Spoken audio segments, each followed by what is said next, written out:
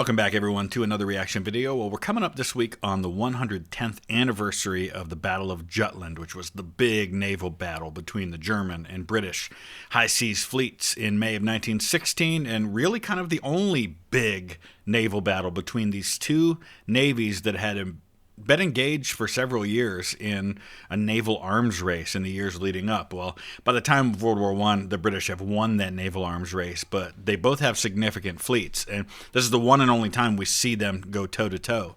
So I thought it would be a good time to take a look at a video connected to that, and Historiograph has a video called When Britain Built 40 Battleships in 10 Years, as a way of looking at this, what we call a naval arms race. So I'll put the link down in the description. We haven't done many Historiograph reactions, but we have taken a look at them in the past. So he also has one about the Battle of Jutland we might take a look at later this week. We'll see how this one does first.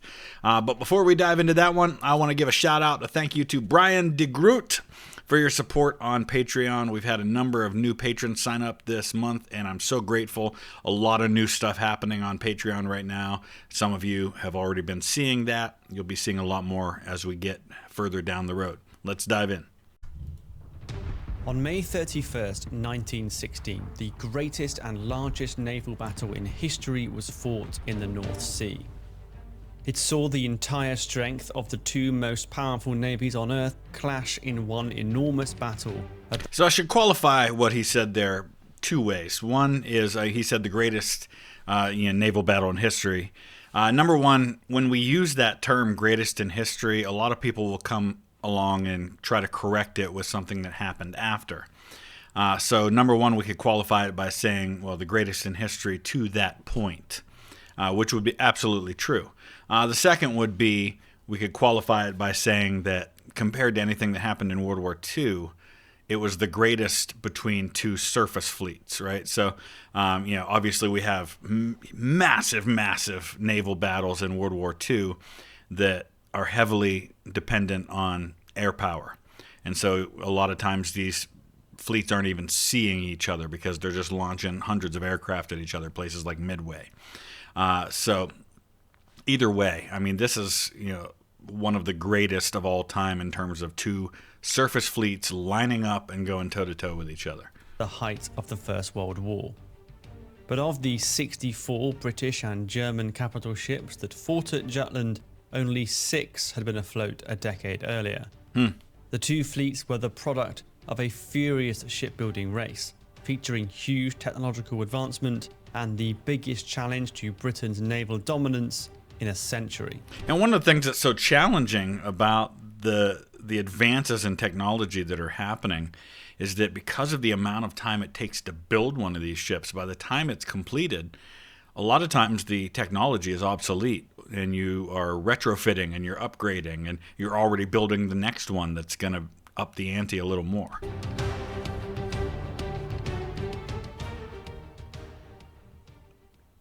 In the late 19th century, the idea that Britain and Germany were about to get into a no-holds-barred naval arms race would have seemed slightly absurd.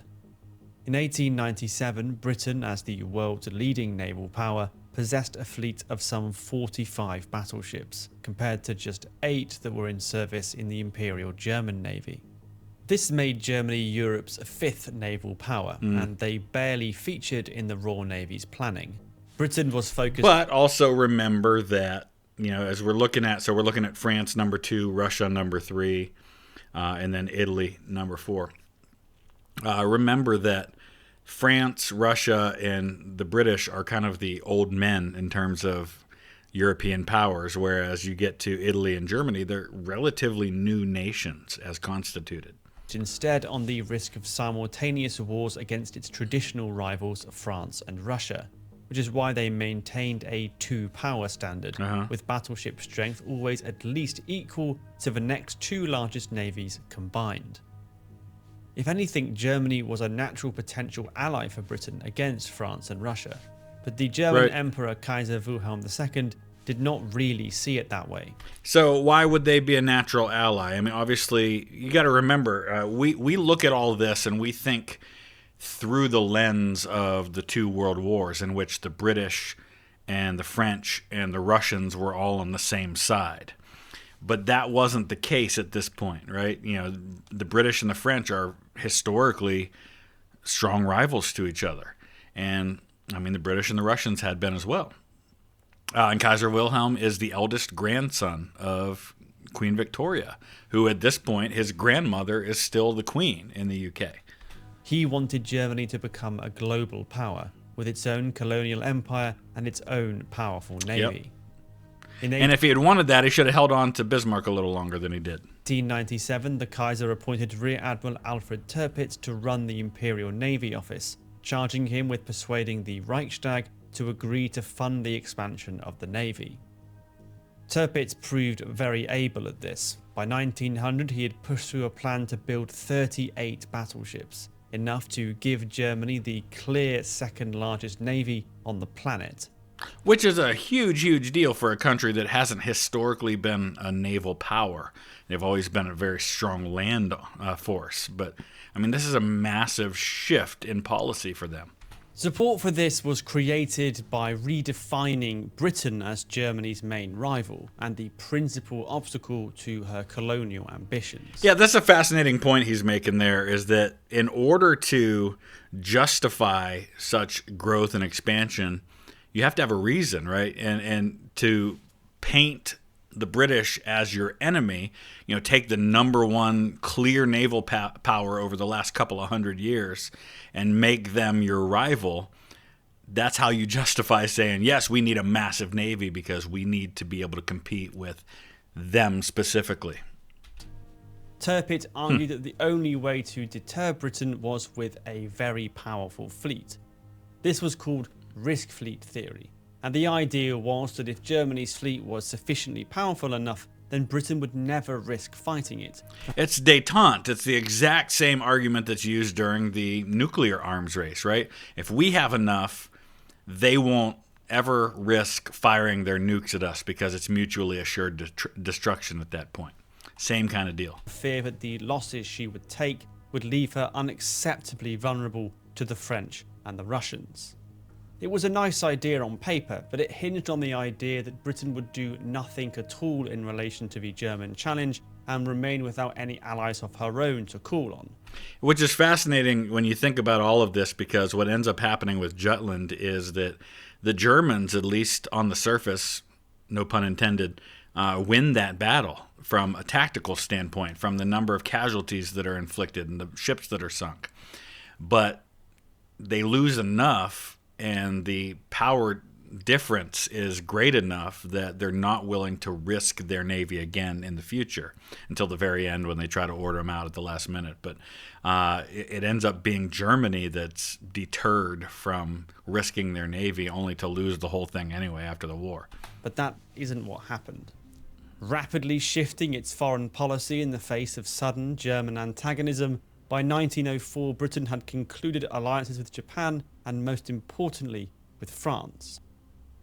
And to make matters worse for the Kaiser, in March 1906 the British commissioned HMS Dreadnought, a revolutionary new kind of battleship with unmatched firepower and a higher speed than anything the Germans had been building. And this is one of those moments in history. This is why they refer to them all as dreadnoughts, and everything before that as a pre-dreadnought battleship. Every so often in history, there's such a game changer in terms of technology that it immediately makes everything that came before it obsolete or nearly obsolete. And that's exactly what Dreadnought does. It completely changes the game. Dreadnought very famously made every other battleship on Earth obsolete the second she hit the water. Going forward, battleships would either be a dreadnought or a pre-dreadnought. Right, and technically speaking, that's not true. Obviously, if you'd gone up against Dreadnought with 5 or 10 pre-dreadnoughts, you could probably do pretty well, right? So it's not like they're completely obsolete. It's just that now everybody needs that. Everybody needs what Dreadnought is. If you want to know more about this most revolutionary of ships, I have a video all about it linked in the description down below. Across the North Sea, Tirpitz was aghast at the launching of Dreadnought. It was a dramatic raising of the stakes, and he knew that if Germany was to match it, even greater sums would need to be poured into shipbuilding. And they had to have known Dreadnought was coming, right? This wasn't like a complete surprise to them, because these things take years to build. The only comfort was that by producing Dreadnought, the Royal Navy had effectively wiped out its own superiority. This was the key decision point for Tirpitz and the Kaiser then. Either they could press on now and launch themselves into a Dreadnought race with Britain, a nation known to have more shipbuilding capability and a lot more money than Germany. Right, look, I mean, the entire UK coast is on the ocean, and they've got all these shipbuilding places that you can go to. And obviously, Germany has a lot of things the British don't. They've got strong population, they get a lot of industrial capability, but they don't have the shipbuilding capacity that the British have, or the access to resources that the British have. Could give up and accept that the 9 years they had spent building out shipyards and spending huge sums on battleship construction had been a waste of time. In the autumn of 1906, the decision was made. A naval bill was passed through the Reichstag that committed eye-watering sums of money to the development and creation of dreadnoughts, with 3 to be laid down each year and large-scale works to be carried out on the Kiel Canal to accommodate the new battleships.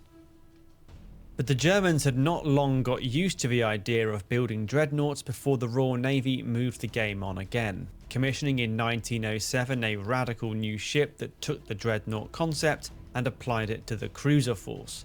HMS Invincible was the first of what would come to be known as battle cruisers. And the idea here is, I'm sure he'll talk about it, is that speed is armor, right? You know, this is a time in history where we don't have the incredible levels of technology yet. I mean, they're getting there.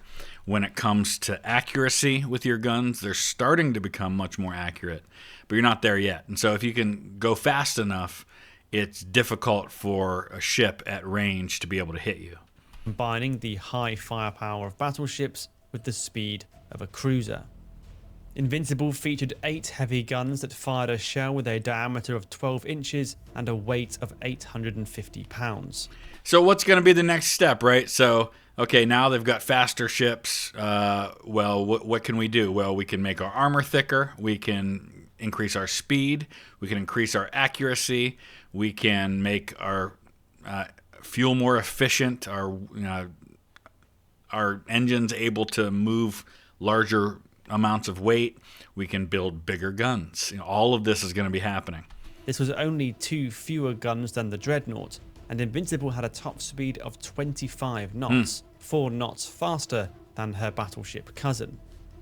This was achieved by carrying a lot less armor, whereas Dreadnought had a main armor belt that was 11 inches thick at its widest point. Invincible only had 6 inches.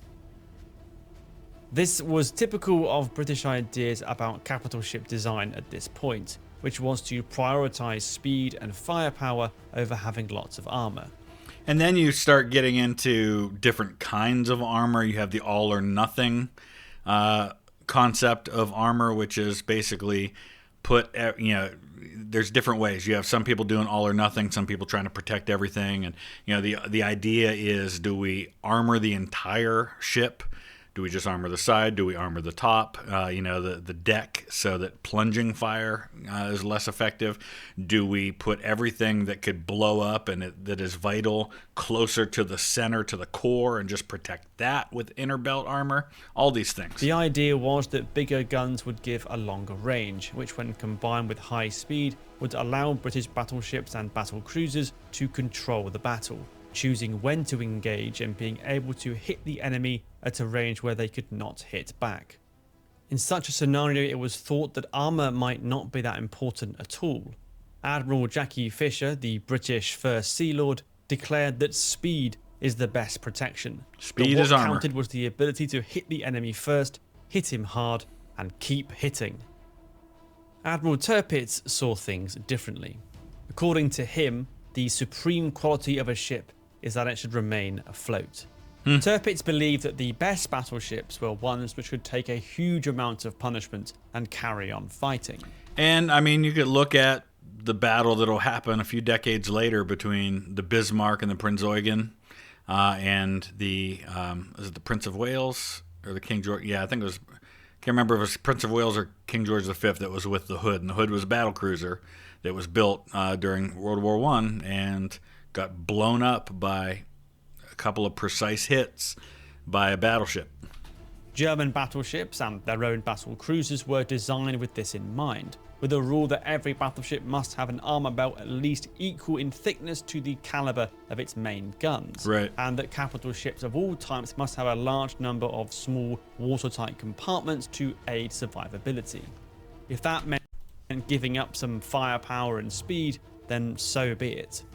You can see these differing choices starkly in Germany's first commissioned dreadnought SMS Nassau, if we compare it to a British ship, HMS Temeraire, built around the same time. Actually, this is a really cool way of doing this, is to take two ships, build around the same time, and show the differences with how they dealt with those things. Of course, you can see right off the bat here that the Germans have these guns that are built into the side of the hull, where the British just have them all on top of the deck. Nassau had 12 11-inch guns, an armor belt of 11 3/4 inches, and a top speed of 19 knots. Temeraire had 10 12-inch guns, an armor belt of 10 inches, and a top speed of 21 knots. Among the battle cruisers, the differences were even more dramatic.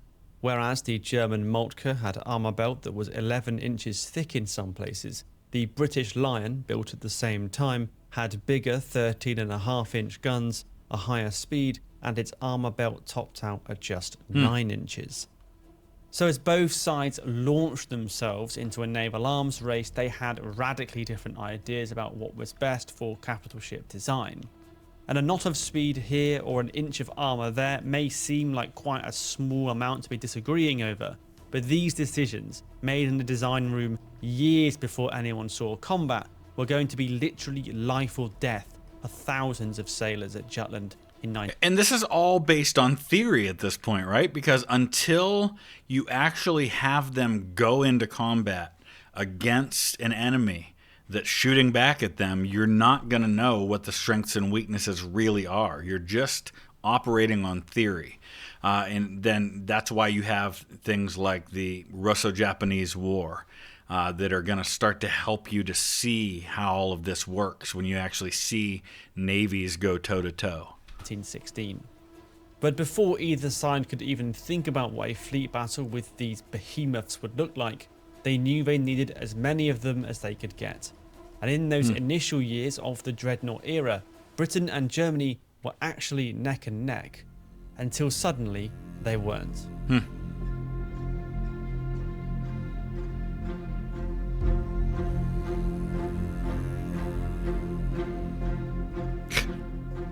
The Admiralty demanded 6. The economists offered 4. We finally compromised on 8. So Winston Churchill's saying this as a man who serves as First Lord of the Admiralty for the British.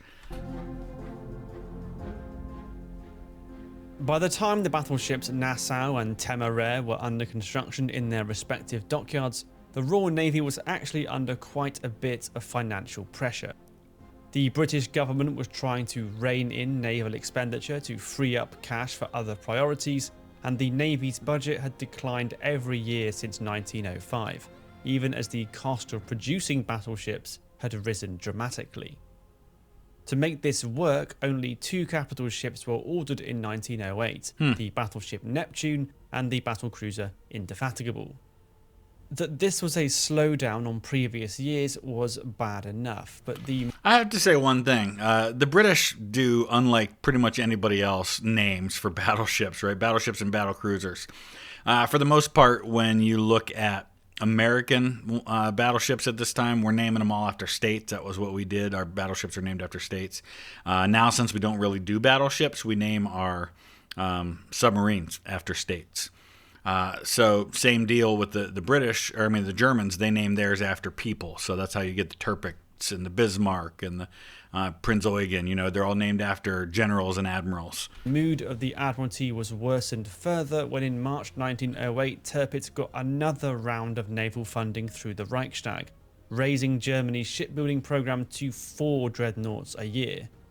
Orders for the battleships Helgoland, Ostfriesland and Thüringen, as well as the battlecruiser Moltke, were soon placed. So at this point, they're naming them after areas, right? Helgoland and Ostfriesland, these are territories, these are places. Thüringen, same deal. Later on, though, they're going to start naming them after people. By 1914, the German fleet was planned now to number 21 dreadnoughts, enough to match or maybe even surpass Britain's own fleet. The prospect of Britain's naval superiority being called into question like this set off alarm bells at the Admiralty and created a public outcry. In response, in December 1908, the Navy asked the British government for enough money to build 6 new dreadnoughts the following year. But this proposal met with resistance in cabinet from those who were keen to keep the naval budget under control to provide more money for welfare programs, including the Chancellor David Lloyd George and the President of the Board of Trade, Winston Churchill. Interesting, because both of these men are going to end up prime minister. David Lloyd George becomes prime minister in 1916, and Winston Churchill becomes prime minister in 1940. A smaller order of 4 ships was proposed instead, but by now an irresistible public momentum had developed behind the construction of more battleships, even beyond what the Admiralty had asked for in the first place. A prominent MP, George Wyndham, coined the phrase, "We want 8 and we won't wait." Eventually, the government gave way, and over a period of 12 months ordered the battleships Colossus, Hercules, Orion, Conqueror, Monarch, and Thunderer. Look at those names. How does anybody compete with the names the British come up with for their battleships? And the battlecruisers New Zealand, Australia, Lion, and Princess Royal. All but 2 were equipped with the new, more powerful 13.5-inch guns and were christened the Super Dreadnought. Nice. On top of this enormous jump, the Royal Navy then resolved to lay down 5 dreadnoughts a year going forward. And you really don't get too much bigger than that throughout the rest of the time that battleships are a thing, right? You're going to see, at most, for most of these navies, 16-inch guns by the time you get into the 1930s. Yeah, you get a couple of, the Yamato, I think, had 17-inch guns. But that's about as far as you go. Nobody even really conceives of doing bigger than 18-inch. And then by then, you're not even really making battleships anymore. This was an acceleration which German industry just could not match. They simply did not have the shipbuilding capacity or the financial muscle to keep up with Britain here, and it soon showed. And to make matters worse, Britain then seemed to get bored of making ships that had any weaknesses at all. And in 1914 debuted the 5-strong Queen Elizabeth class, which just had everything. They had as much armour as Germany's latest König-class ships, combined with the biggest guns and highest speed ever seen on a battleship. Yeah, With now you're looking at, look at guns this. And highest speed ever 24 knots and 15-inch guns and 13 inches of armor. I mean, these are just beasts. And what they're basically saying to Germany at this point is, you wanted to play this game, well, congratulations, here's your prize. Now take this on. On a battleship. With 15-inch guns, the Queen Elizabeth's fired a shell that was twice as heavy as a 12-inch shell. Jeez. This gave them far greater firepower. That's the thing, because you're only going up 3 inches, but you're going up exponentially in terms of overall size. Look at the difference in the size. And you also look at you're also increasing the technology for armor piercing, for high explosives, for your accuracy and your ability for range finding and things of that nature. It's just getting crazy. With a broadside weight, that is the total amount of explosive that could be fired in one salvo, much greater than any of their rivals. Germany responded to this raising of the stakes with their own class of 15-inch ships led by SMS Bayern, but the first of these would not be ready for active service until the summer of 1916, as Germany's shipbuilding program began to run out of steam. With the prospect of a large-scale European war growing, resources in Germany were shifted towards the army. Right, and you're also dealing with a resource crunch for the Germans once the war starts, because they're being blockaded by the British Navy. And yeah, they've got their U-boats, but they really can't do a lot about the surface fleet enough to be able to continue to import what they need. Bayerns were the only ships ordered in 1913 and 1914, while the British continued to pump out 5 battleships a year relatively easily. By the outbreak of war, Britain had a dreadnought fleet that was very close to being as large as the French, Russian and German fleets combined. Wow. Tirpitz's risk fleet strategy lay in tatters before him. Rather than a powerful fleet deterring a Britain which had many enemies all round the world to worry about, Germany had manoeuvred itself into a position where it had to contest the North Sea against the entire undivided strength of the Royal Navy's Grand Fleet, which was only continuing to grow in strength. Between 1906 and 1917, Britain built 44 dreadnought battleships and battle cruisers to just 27 on the German side. And 27 is a lot. I mean, that's a really impressive number, especially for a non-traditional naval power who's aspiring to be one. They had a powerful navy to go up against absolutely anyone except the British. And in fact, this understates British shipbuilding superiority, because over the same time period they also built 7 dreadnoughts for other nations. 4 of these were still in Britain on the outbreak of war in 1914 and were seized for British use, including the eclectic HMS Agincourt with its 14 12-inch guns. Together, these 48 dreadnought capital ships represented more than 1.1 million tons of warship, churned out of British shipyards in a little more than 11 years. To put this vast figure into context, if we take the Royal Navy's most recent 1.1 million tons of warship construction, that is starting with HMS Anson, the most recent vessel to be commissioned, and we work backwards, we reach the 1.1 million tons mark with another submarine, HMS Porpoise, commissioned in 1958. Wow.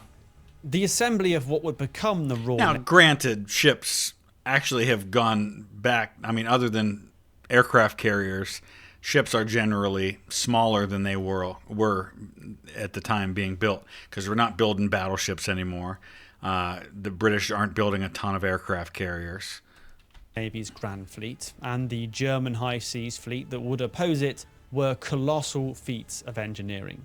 The two empires had pushed each other to create what were undisputably the two most powerful naval forces ever assembled in history. Yeah, let's not downplay how massive this fleet is for the Germans, right?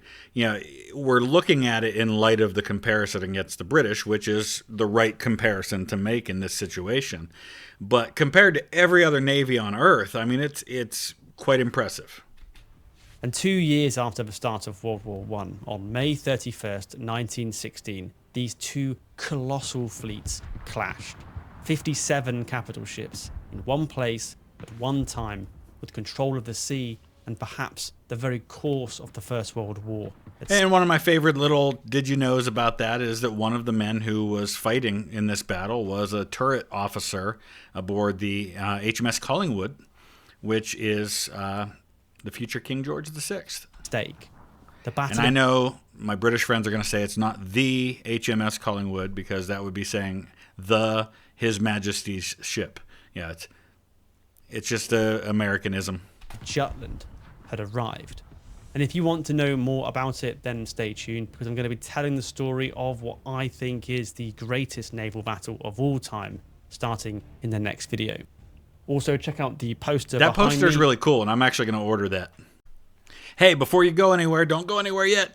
Just wait. In a minute, I'm going to put up on the screen a link to one of my series that I played on the gaming channel. You might not know I have a gaming channel. That was actually the original channel that I ever made. It's called VTH Gaming now, and I played a whole lot of Ultimate Admiral dreadnoughts, including a campaign where I played as the Germans trying to take on the British. So if you want to check that out, I'm going to put the link on the screen to the beginning of that campaign so you can check it out. And I want to thank John Easter and Brock Marcingill for your support on Patreon. Thank you so much. If you want to learn about all of the perks that are available if you support the channel on Patreon, check out the link down in the description, or the one that shows up on the screen during every reaction, and you can learn for yourself. Thanks for watching.